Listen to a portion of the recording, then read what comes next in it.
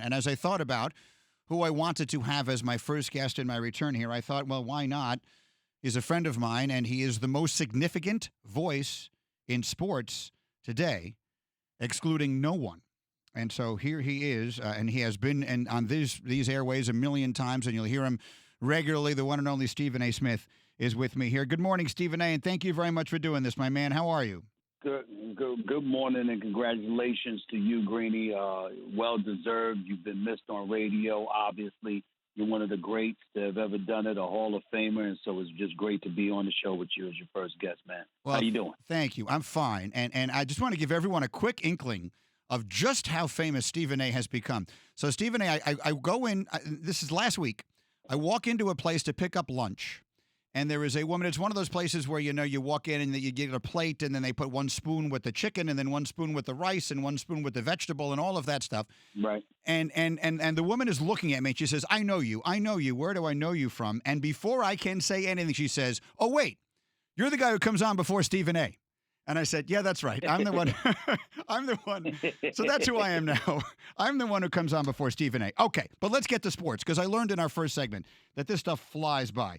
First question for you, Stephen A., with the NBA playoffs officially underway. I had Vince Carter on Get Up this morning, as I know you did, on First Take as well. And he said to me that if Kawhi Leonard wins the championship this year with the Clippers and becomes the first player ever to win Finals MVP for 3 different teams, he vaults himself into the discussion with the Michaels, the LeBrons, and the Kobes, into the discussion amongst the greatest players of all time. Do you agree with that? No, I do not. I think that Kawhi Leonard is a fabulous player. He is a superstar in this league.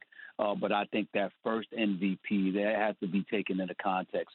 He wasn't even a top 3 option offensively. He was primarily the MVP of that championship series over the LeBron James and Dwayne Wade-led Miami Heat because of his defensive prowess. He was playing with the big 3, Tim Duncan, Manu Ginobili, Tony Parker. They had lost the championship in 7 games the year before. And so as a result, when he played defense, again, against LeBron James had averaged about 28 points per game in that series that he lost, but Dwayne Wade was not healthy, and obviously Miami had some issues. The bottom line is that he benefited from that, and because of his exceptional play on the defensive side of the ball, along with some productivity offensively, of course, but primarily because of defense, he got that championship. That is entirely different than being the alpha guy, the guy that the responsibilities are placed on your shoulders to carry the franchise on your shoulders to prominence. He did that with Toronto last year, but he did not do that the first go-round with San Antonio, and that's why I would respectfully disagree with Vince Carter, although I understand where he's coming from. I just don't agree. Kawhi has never had the responsibility that LeBron James and Michael Jordan and guys like that ever had. Yeah, he didn't at the beginning.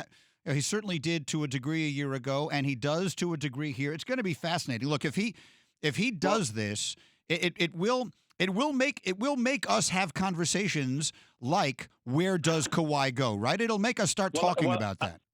I'm not questioning whether or not it will be a conversation. Right. I'm just challenging the legitimacy of it because, again, last year, okay, you play in Toronto, right? You engaged in load management. You played 60 games. You did average 39 minutes a game in the postseason, and we got to give credit where credit is due. But we all know that if Kevin Durant were healthy and Klay Thompson hadn't gone down, the Golden State Warriors would have won the championship. I contended that even with KD, if KD had not played one single game, but Klay Thompson had played from start to finish, I believe the Golden State Warriors would have beaten the Toronto Raptors. Having said all of that, the fact that KD and Klay Thompson were down, I think that sort of dilutes the potency of that argument on behalf of Kawhi Leonard, considering those circumstances.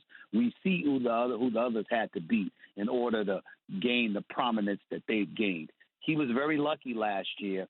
And years earlier, obviously, he wasn't even a top 3 offensive option. So, again, I respectfully disagree. All right, that's fair. Stephen A. with us on the Shell Pennzoil Performance Line. Shell V-Power Nitro Plus Premium Gasoline. My pick is the Lakers in this thing, and in order to do it, Anthony Davis, I believe, is going to have to be the best player in this postseason. Do you think he's ready to be that? I definitely think he's ready, but he still has to do it. The Lakers have been my favorite, and I wouldn't waffle in any way if there were never a postponement to the season or an interruption to the season because of the global pandemic we're all suffering from. The fact is that I thought the Lakers were rolling at the right time, and everything that I had predicted up to that point had transpired, and then the postponement occurred, and then they returned to the bubble. And I don't even know who these Lakers are. Avery Bradley is elected not to participate because he's got a 6-year-old with respiratory issues, and we all respect his decision not to play. But Rondo goes down with a broken thumb. That puts more of an onus. Excuse me, I'm choking up here. I apologize. It put more of an onus on LeBron James to carry a load, and to another degree, Anthony Davis. My belief about Anthony Davis is simple. He can average 30 and 15 in his sleep. But the important point is how he scores those 30. It can't be shooting 15 and 17-foot jump shots or shooting threes. He's got to be a man down low, taking advantage of the Nurkic in the first round or potentially a Montrezl Harrell in the Western Conference Finals. You've got to be able to do that. You can't have opponents fresh in the fourth quarter because you're busy shooting jump shots. You haven't engaged in any physicality, and it forces them not, and it allows them not to avoid foul trouble, rather, and they're fresh for you in the fourth quarter. He's got to be in attack mode as a big man, playing like a big man down low when it really, really counts in order for Anthony Davis to be that guy. All right, listen, Steve, I know you changed a bunch of things around to do this for me today. Thank you very much. Enjoy. I will see you when you get back.